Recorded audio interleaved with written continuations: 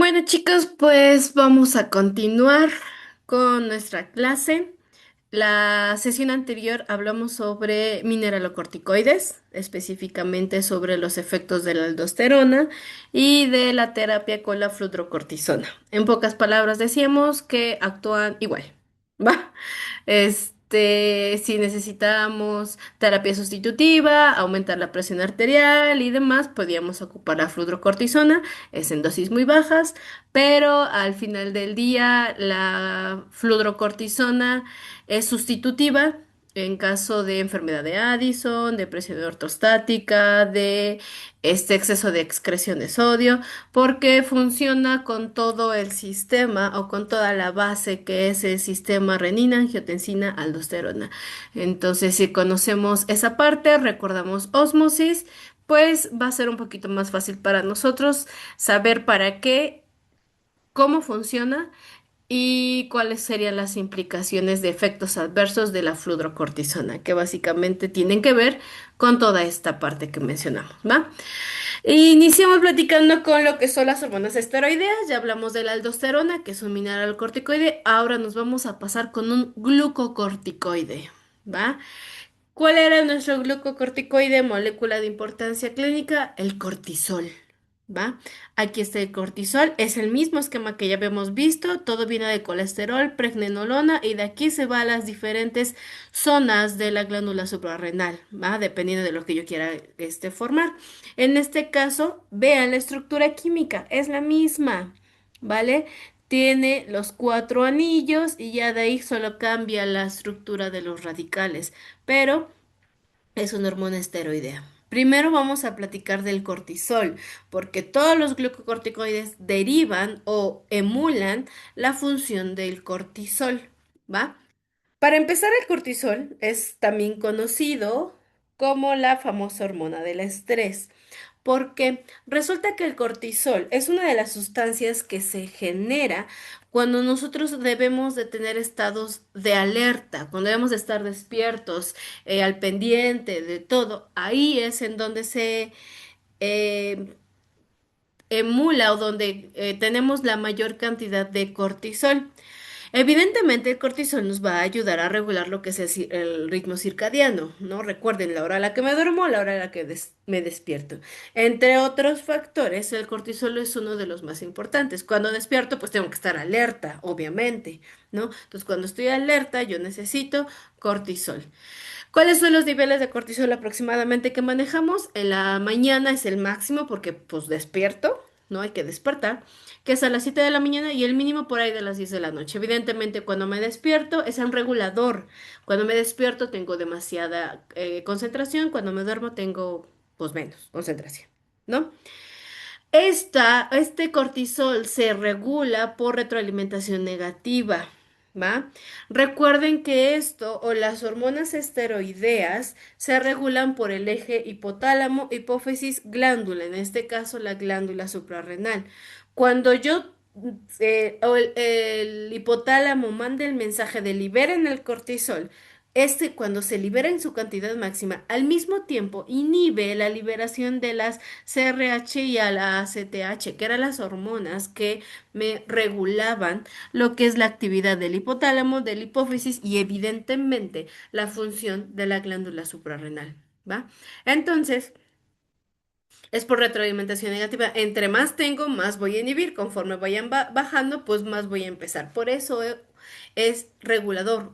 Cuando es necesario aumenta y cuando ya tengo demasiado, ahora hay que empezar a disminuirlo, ¿va? El estrés, este es algo bien importante. Todos hemos estado en estado de estrés, todos, ¿vale? Ustedes cuando, por ejemplo, una semana antes de la semana de exámenes o incluso en la mera semana de exámenes, su estrés está a todo lo que da. No duermen, están sobreviviendo a base de puro café, están todos estresados, desvelados, tristes y demás por los exámenes. Van ahí como un gato envenenado de tantas cosas que tienen que hacer. Entonces, ¿ustedes qué es lo que necesitan? En ese momento de exámenes, lo que menos necesitan es dormir, es descansar, es no estar alertas. Lo que necesitan en ese momento es estar activos, ¿vale? Es estar con energía, entre comillas, ¿va? Es estar concentrados, es estar despiertos, es estar atentos. ¿Quién les va a proporcionar eso? El cortisol. Por eso en esos momentos, de momentos de estrés, el cortisol aumenta. Sea a las 7 de la mañana o sea a las 10 de la noche, ustedes tienen el cortisol a todo lo que da. ¿Por qué? Porque necesitan estar despiertos, están en alerta. ¿Va? Hasta 10 a 15 veces más de lo que normalmente tienen un exceso. Ahora, ¿qué impacto o por qué es tan importante que en momentos de estrés, o que sepamos o que conozcamos que en momentos de estrés yo tengo el cortisol? Porque resulta que las hormonas, en vez de irse a formar las demás hormonas sexuales, mineralocorticoides y demás, se desvían. Recuerden que aquí es como una ruta. ¿De a dónde me voy? Llega el colesterol que se convierte en pregnenolona y de aquí es, pues, ¿para dónde me voy? ¿A qué necesitas que forme? No, pues necesito que me formes, progesterona. Ah, bueno, pues me formo como progesterona y ahí me quedo. ¿Sabes qué? Necesito hormonas sexuales. Necesito, estradiol, este para mi periodo, ¿va? Ah, ok. Entonces la pregnenolona se va a una zona en donde la van a convertir en estradiol. Pero resulta que cuando estamos en estrés, y las chicas, o no sé, no me van a dejar mentir, cuando estamos en un estrés excesivo, incluso hasta nuestro periodo se modifica. ¿Por qué? Porque nuestro periodo depende de hormonas. Y si yo no tengo estas hormonas, ¿por qué? Porque la pregnenolona, que en teoría debería de irse a formar hormonas, se va a ir a formar cortisol. Entonces modifico mi propio periodo. Las mujeres que a lo mejor quieren embarazarse y no pueden de tanto estrés es porque a lo mejor no tienen la suficiente cantidad de hormonas sexuales, porque estas hormonas están yendo más a formar cortisol. Las hormonas o la pregnenolona se puede desviar en cantidades elevadas a formar cortisol para mantenernos alerta, mantenernos despiertos. Esa es una de las principales funciones del cortisol. ¿Vale? El sentido de alerta. Hablando un poquito de historia, son fármacos antiinflamatorios, principalmente antialérgicos e inmunosupresores, que se derivan de la hormona producida por la corteza suprarrenal, llamado cortisol. ¿Va? Entonces los glucocorticoides derivan del cortisol o emulan o intentan parecerse a lo que hace el cortisol. Cuando hablamos un poquito de historia, primero identifica lo que es Edward Calvin, identifica los esteroides adrenales. Dicen, "Hmm, aquí hay algo extraño, vamos a investigarlo. Sorpresa, encuentra o descubre el cortisol. Pero hay algo muy curioso acá. Una vez que lo descubre, en la Segunda Guerra Mundial es cuando empiezan como que a fabricarlo o a modificarlo químicamente para darlos a los soldados que se iban a la guerra. Si bien el cortisol mantiene alerta y los mantiene despiertos y los mantiene atentos, esos son signos que pues obviamente a los hombres que están en la guerra pues les sirven, mantener despierto, estar alerta, estar todo el tiempo atento de lo que está pasando, porque no solo estás despierto, también estás atento, estás concentrado de lo que está pasando. Entonces la empiezan a fabricar químicamente, la empiezan a separar del cuerpo para volverlo una molécula para posteriormente, como forma de fármaco, no un medicamento, y se lo empiezan a dar a todos los soldados de la Segunda Guerra Mundial para que estén despiertos. Aparte les meten testosterona, les meten cortisol y se imaginarán cómo estaban esas personas en el campo de batalla, ¿vale? Posteriormente dicen, ok, si bien sí lo ocupamos para la guerra, pero hay que darles al menos un buen uso, ¿va? Y es donde entra Philip Hench, que es lo que hace que descubre que este también puede ser el tratamiento para la artritis reumatoide y lo empiezan a ocupar para otro tipo de tratamientos, ¿vale? Esto hablando un poquito de historia. Ahora, los glucocorticoides lo que hacen es que emulan las funciones del colesterol, pero ¿qué demonios hace el colesterol? Bueno, el colesterol, perdón, el cortisol. Pero entonces, ¿qué demonios hace el cortisol? Muchas cosas. Muchas cosas. En nuestro organismo hace muchas cosas. No solo nos mantiene despiertos, hace muchas cosas. Hablando de nivel metabolismo, aumenta la producción de glucosa, porque yo tengo que estar despierto, tengo que estar activo, para que en cualquier momento, cuando tenga que salir corriendo, cuando tenga que pelearme o lo que sea, yo necesito energía. ¿Y quién me da la energía inmediata? Pues la glucosa.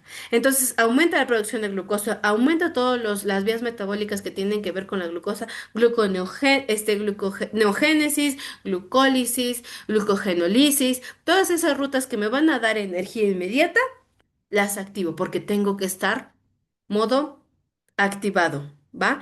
En el sistema inmune. El sistema inmune, ahí es un pequeño problema, lo deprime. No sé si les ha pasado que cuando están bien estresados, ¡pum!, se enferman. ¿Por qué? Porque el sistema inmune está deprimido. El cortisol, a nivel genético, inmune la producción de citocinas, interleucinas, prostaglandinas y demás mediadores de el sistema inmune. Entonces lo va a deprimir, ¿va? En otros tejidos puede producir atrofia muscular de tanto que ocupamos, aumenta lo que es debilita lo que son los huesos, mantiene la presión arterial, aumenta la filtración del riñón, mantiene el sistema nervioso alerta y demás. También, ¿qué es lo que pasa con unas potenciales inflamaciones? Las va a controlar o las va a disminuir, va a frenar cierta producción de inmunoglobulinas o de proteínas. Aquí es como un contrario. Si bien al momento de desinflamar va a inhibir varias proteínas, las cuales a su vez me van a deprimir el sistema inmunológico, ¿va? Entonces, ¿qué pasa con la farmacodinamia de los glucocorticoides? Para empezar, tiene dos farmacodinamias diferentes. Cada una funciona de manera diferente. Tiene algo que conocemos como un mecanismo genómico y un mecanismo no genómico. El mecanismo genómico tiene la característica de que, como su nombre lo dice, actúa a nivel genético. ¿Va? Va a llegar y va a hacer algún cambio a nivel genético. Otra característica que es muy lento. En lo que llega, se mete, transcripción, traducción, es lento. Es decir, me va a durar más tiempo, tiene mayor latencia y persistencia del efecto. Y esto usualmente se va a dar a dosis bajas, moderadas, cuando yo quiero un tratamiento a largo plazo. ¿Qué pasa con el no genómico? Este es rápido, minutos. ¿Va? Segundos a minutos. ¿Por qué? Porque es una emergencia y necesito que me haga un efecto ya. Entonces ahí es en donde tenemos de segundos a minutos. ¿Cuál es la diferencia? Que aquí no estoy hablando, no estoy trabajando a nivel sistema genético, a nivel de genes. Yo llego, me pego en la célula y a la célula le hago cambios. ¿Va? Para evitar que salga algún electrolito, para activar bombas, lo que sea. Otra característica, al ser rápido, yo necesito dosis más elevadas. ¿Va? Entonces son cosas diferentes o dos mecanismos diferentes. Vamos a platicar primero del genómico, es decir, genes. ¿Va? Vamos a trabajar con este esquemita que tenemos acá. El cortisol, como ya comentamos, es un glucocorticoide. ¿Va? Este glucocorticoide o esta molécula que va a emular al glucocortisol, digo al cortisol, perdón, es un lípido insaponificable que deriva del colesterol, por lo cual es liposoluble. Entonces, al ser liposoluble va a atravesar la membrana y se va a unir al receptor de glucocorticoides o GR. Entonces, cuando este cortisol o este corticoide ingresa a la célula por la membrana, por difusión pasiva, va a encontrar al receptor, que es este naranjita. Pero el receptor de glucocorticoide tiene una característica que está unida a unas HSP. ¿Qué son HSP? Chaperonas, proteínas. Recuerden que las chaperonas como que evita que cualquier cosa llegue y se pegue. ¿Va? Están como que ahí vigilando qué es lo que se va a pegar. Entonces yo tengo esta parte, llega el cortisol, se mete, se une a lo que es el receptor de glucocorticoides, el cual está unido a chaperonas, ¿va? La 90 y la 70. Entonces, una vez que ya me pegué al receptor de glucocorticoide, va a haber un cambio conformacional. ¿Cuál es principalmente? Pues que las chaperonas ya los van a dejar ser felices y estas chaperonas se van. ¿Va? Se libera las chaperonas. Y ahora tengo un receptor glucocorticoide solito, sin las chaperonas. Acá está, las chaperonas se fueron. ¿Va? Ahora, este complejo, que es un glucocorticoide unido al receptor de glucocorticoides, va a viajar o va a entrar a lo que es el núcleo. ¿Va? Es liposoluble, está hecho de lípidos insaponificables, entonces es lípidos. Entonces va a llegar a unas secuencias del ADN que se llaman GRE o Glucocorticoid Response Elements, ¿va? Entonces, ¿qué son estas? Estas secuencias son genes. Recuerden, los genes son unas fracciones del ADN que codifican a una proteína, ¿va? Entonces, ¿qué es lo que va a hacer una vez que se una acá a los receptores de los glucocorticoides? Va a activar o inhibir, tiene de dos, transcripción. ¿De qué depende que activa o inhibe? Pues depende de la proteína. Va, transcripción de genes involucrados en la inflamación, metabolismo y homeostasis. ¿Qué es lo que va a inducir? ¿Qué es lo que va a hacer? Si tú, codifícate, vuélvete una proteína. Genes antiinflamatorios, es decir, voy a producir o voy a inducir la lectura y la transcripción y traducción de genes antiinflamatorios, va de proteínas antiinflamatorios. ¿Cuál principalmente? La lipocortina 1. ¿Qué es lo que hace la lipocortina 1? Aquí es como una mini cascada. Yo voy a producir, o más bien, el glucocorticoide con su receptor va a unirse al ADN y va a producir lipocortina 1. La lipocortina 1 va a inhibir a la fosfolipasa 2. Si la fosfolipasa 2 no hace su chamba, yo no voy a tener o voy a cortar lo que conocemos como la vía de las COX. Recuerden que la fosfolipasa va a convertir al ácido araquidónico para que posteriormente este ácido araquidónico sea atacado por la COX-1, la COX-2 y yo produzca prostaglandinas, leucotrienos y tromboxanos responsables de la inflamación. ¿Va? Entonces yo corto todo a partir de la fosfolipasa 1. ¿Cómo lo corto? Creando la lipocortina 1 e inhibiendo ese sistema. Aparte de interleucinas antiinflamatorios. Eso es lo que este mecanismo me va a activar.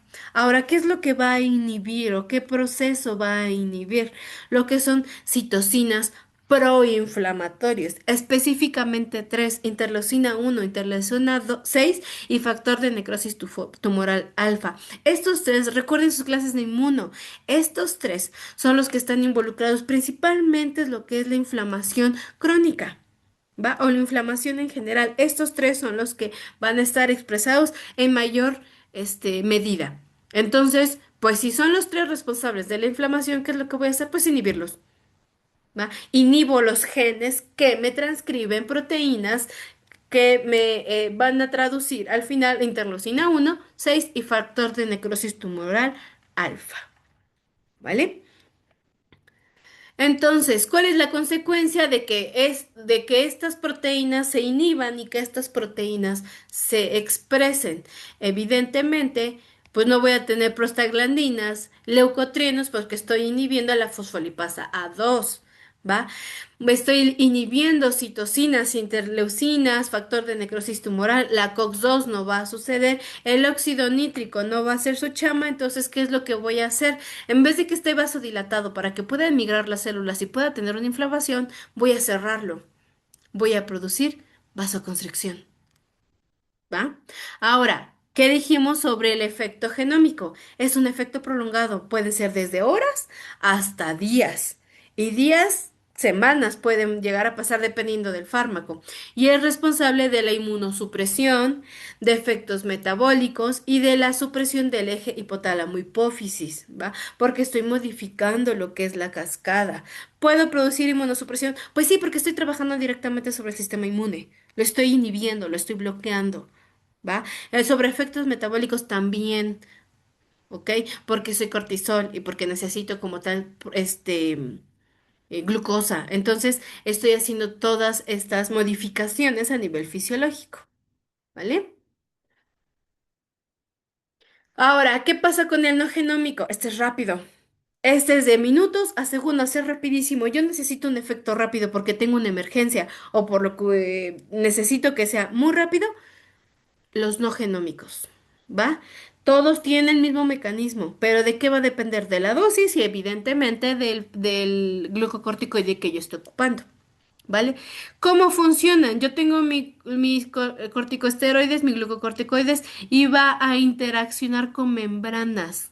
La membrana tiene un receptor de glucocorticoides. Estos receptores pueden o no estar unidos a canales iónicos o a proteínas G.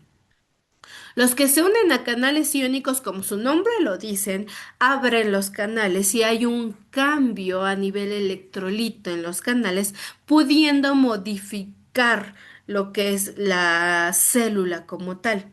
Los que son acoplados a proteínas G, cuando se unen, evidentemente lo que van a hacer es que se van a disociar y están asociados a cascadas. Entonces voy a tener segundos mensajeros y lo que voy a hacer es que voy a generar también a nivel genético, pero es muy rápido.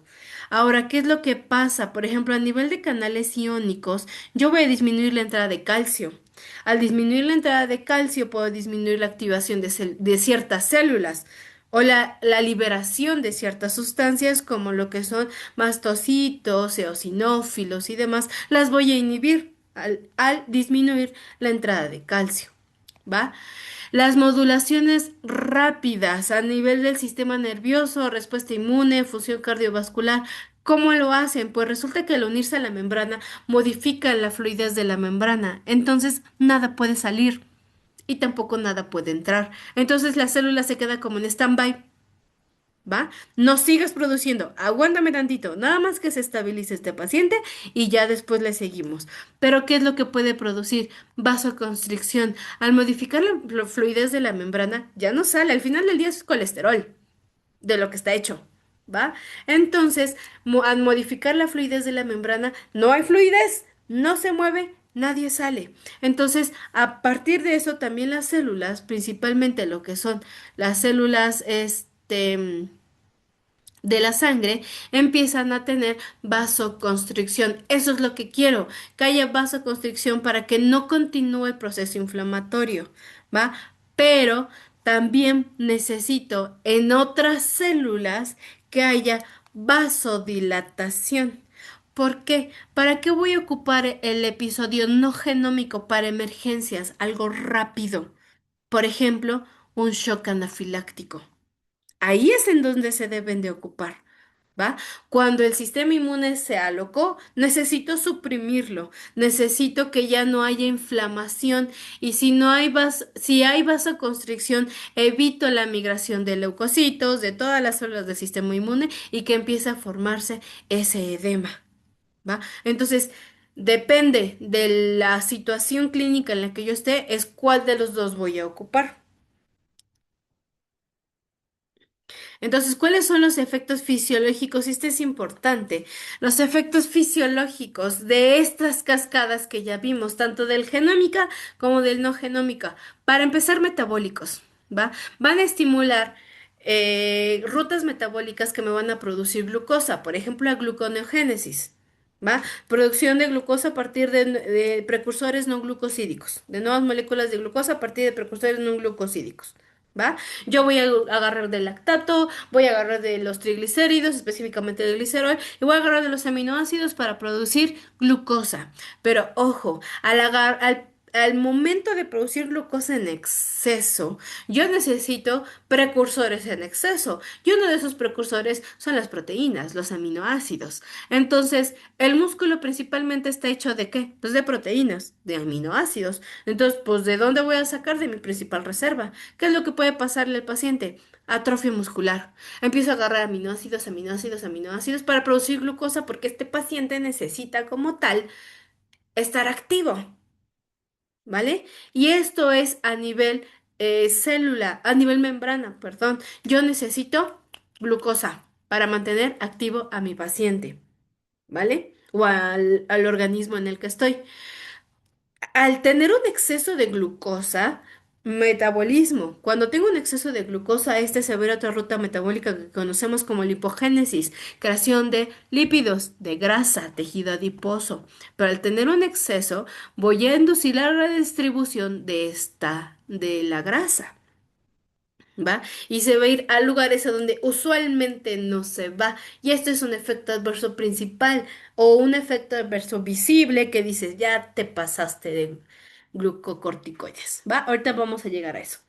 Aumenta la excreción de calcio porque, pues al final del día estamos hablando sobre canales, ¿no? Empiezo a sacar el calcio para que la membrana no se active, digo, ajá, para que la membrana no se active y la célula no se active, podemos tener un exceso de la excreción de calcio. A nivel inmunológico, evidentemente van a inhibir las citocinas inflamatorias y la expresión de selectinas e integrinas. Recuerden que estas yo las necesito para la migración leucocitaria. Entonces, si yo no tengo integrinas, selectinas, citocinas, pues no va a haber migración, no va a haber inflamación, ¿va? Disminuyen la actividad de linfocitos, tanto B como T. ¿Cuál es el problema? Que disminuyó considerablemente lo que es el sistema inmune, la protección del sistema inmune. Y van a inhibir la fosfolipasa A2, entonces no tengo prostaglandinas, leucotrienos, tromboxanos y demás, ¿vale? Entonces, este es uno de los efectos. Otro efecto cardiovascular y del sistema nervioso central. Van a aumentar los receptores a catecolaminas. Recuerden que las catecolaminas nos servían para lo que es la vasodilatación o para la activación a nivel del corazón, ¿va? Entonces, si yo no tengo estos, voy a favorecer la vasoconstricción, ¿sí?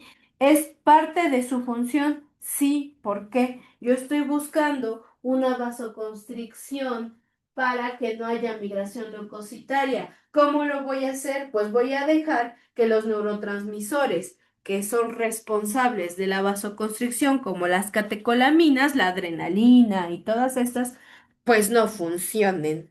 Entonces, ¿qué es lo que va a pasar? Pues voy a tener vasoconstricción. Hay muchas que van directamente sobre las catecolaminas, fármacos, para evitar esa vasoconstricción, el aumento de la presión y son antihipertensivos. En este caso, lo que pasa con el cortisol es lo contrario.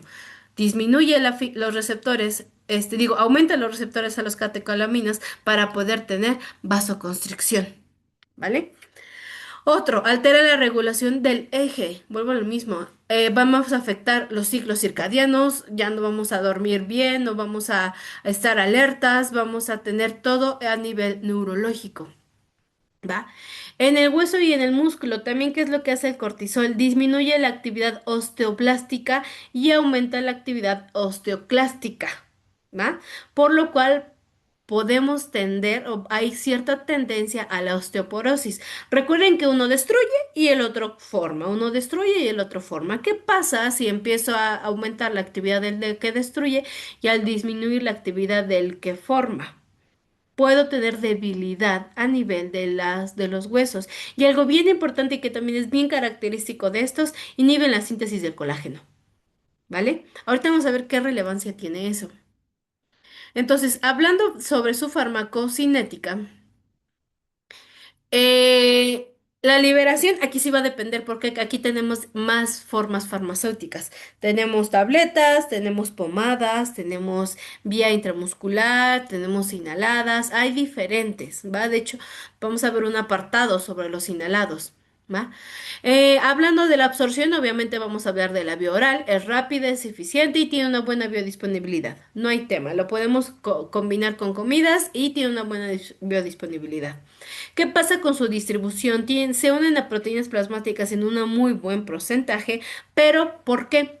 Porque para empezar tienen su propio transporte, ¿va? A la globulina transportada de corticosteroides. Entonces, al tener su propio transporte van a tener una muy buena distribución, pueden llegar a muchos lados, a muchas células para mantenernos alerta, ¿va? Y aparte de eso, pues ocupan el transporte público común llamado albúmina. ¿Vale? Y aparte son liposolubles, atraviesan todos lados, incluyendo sistema nervioso central. ¿Va? Se metabolizan, sí, ¿por dónde van a metabolizar? Había hígado, citocromo P3A4. Acuérdense que este es otro de los citocromos también que se metabolizan en gran cantidad, y por reducción y conjugación, ya lo sabemos. La eliminación muy básica, principalmente por riñón, metabolitos inactivos.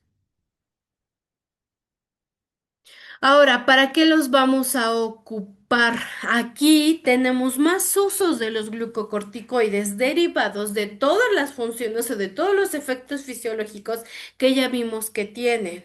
¿Va? Para empezar, enfermedades inflamatorias. Inflamación. ¿Por qué? Porque tenemos el método genómico que va directamente sobre los genes y sobre los genes que me producen proteínas inflamatorias. Son las que reduce, y las antiinflamatorias, que son las que activan. ¿Va? Inflamatorias pueden ser locales o pueden ser crónicas. Artritis reumatoide, lupus, asma, POC, de Addison y demás. ¿Vale? Alergias. ¿Va? Rinitis alérgica, dermatitis atópica, urticarias. También se mandan sí porque inhiben la producción precisamente del moco. ¿Va?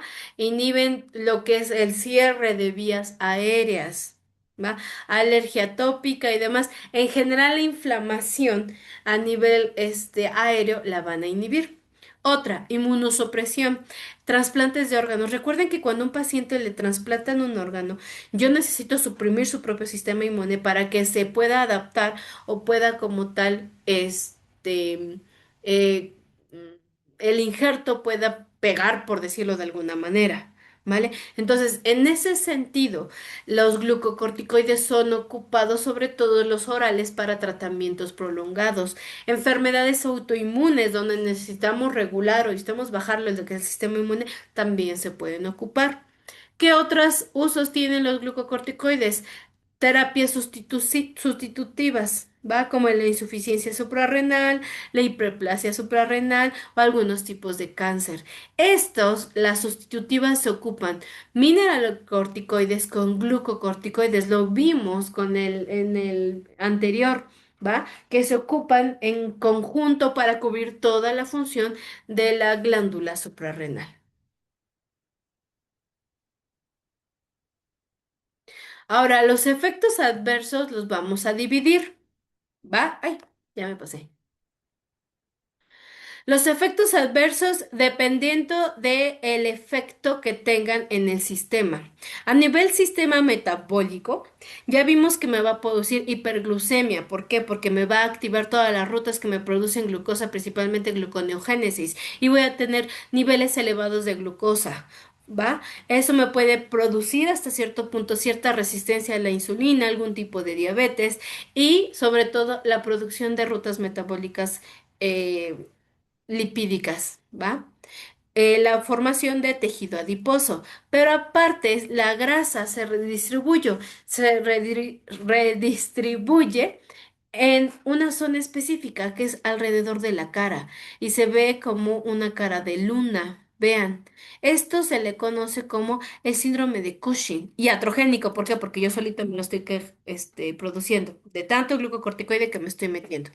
¿Va? Entonces, a nivel metabólico, esto es uno de los signos más característicos de un exceso de glucocorticoides, el síndrome de Cushing, porque la glucosa se convierte en tejido adiposo y se redistribuye principalmente en sus cachetitos.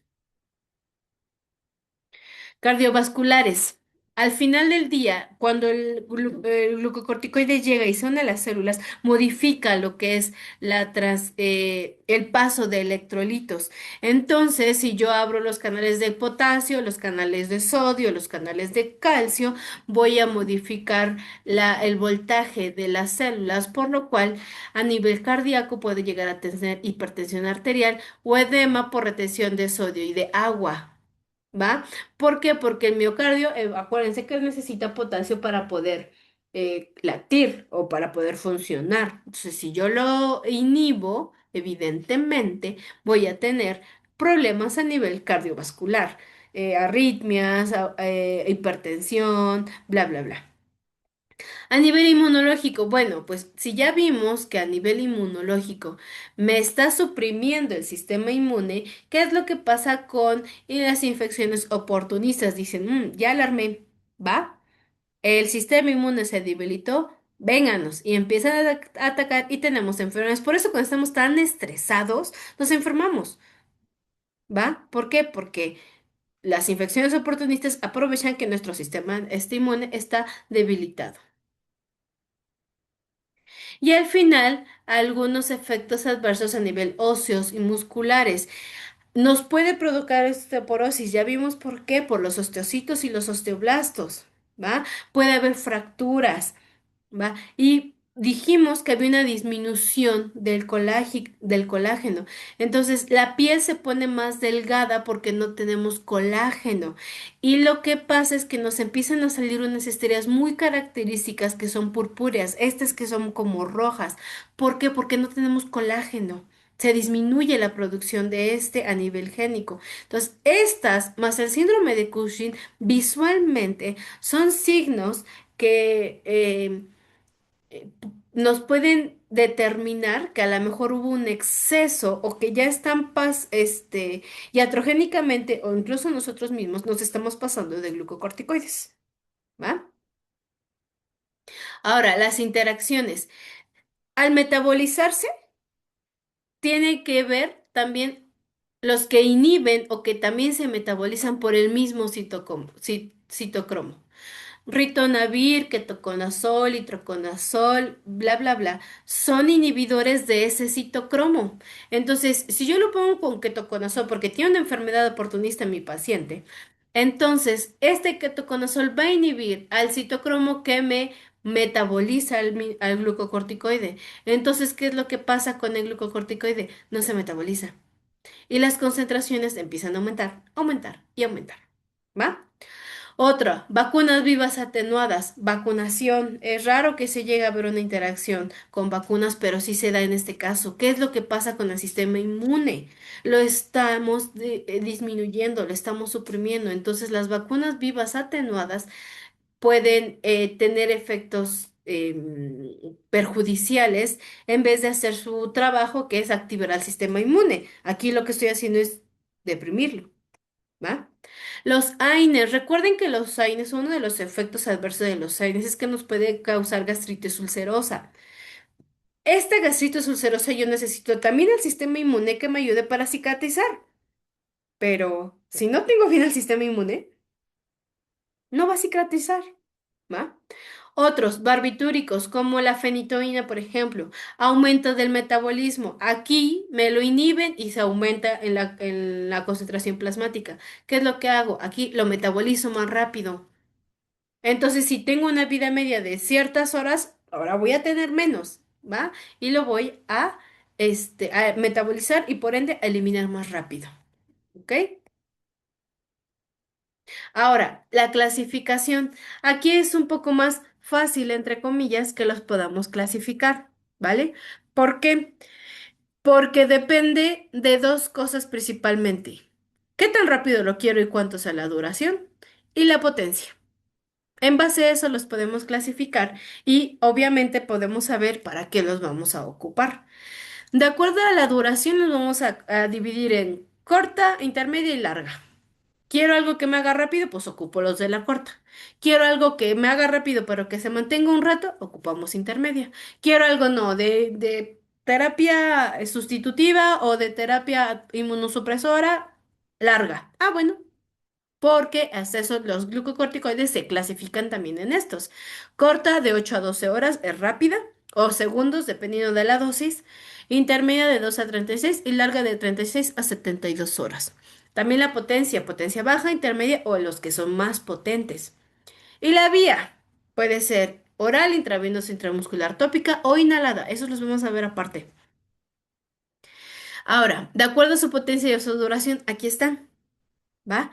De corta duración, la cortisona, la famosa hidrocortisona. Quiero algo rápido. Tengo un paciente que tiene un shock anafiláctico, necesito algo corto que me haga fa y rápido. Hidrocortisona. Duración intermedia. prednisona, prednisolona y metilprednisolona. Terapia sustitutiva, un desinflamatorio ambulatorio, ¿va? Y con con una potencia intermedia. No quiero que en este momento, porque no es una urgencia, pero tampoco quiero tan largo. Son estas tres, ¿va? Y de larga duración, de que es potente, es muy potente, pero me va a durar el efecto una semana completa casi. Dexametasona y betametasona. Ya habíamos platicado de la betametasona cuando hablamos sobre este, la loratadina, ¿va? Entonces, esta es como la joya de la corona, ¿va? Corta, con potencia baja, hidrocortisona. Intermedia, con potencia intermedia, prednisona, prednisolona, metilprednisolona. Larga, con una muy buena potencia, dexametasona y betametasona. Estos no nos van a servir para emergencias, porque tardan en hacer efecto, ¿va? Y bueno, vamos a ver cada uno de los seis a detalle, ¿vale? Pero eso lo vamos a ver en la siguiente sesión, ¿vale? Ahorita ya terminamos con las generalidades de los perdón, de los glucocorticoides y ya lo único que nos queda es ver a detalle los pequeños detalles o las pequeñas características y diferencias de cada uno de estos para saber cuál ocupar en cada uno de los pacientes. Ya sabemos, todos son antiinflamatorios, todos nos sirven para la supresión del sistema inmune y todo eso, pero acuérdense que no todos nos sirven para los mismos pacientes o para las mismas enfermedades, ¿va? Entonces, lo checamos en la siguiente sesión.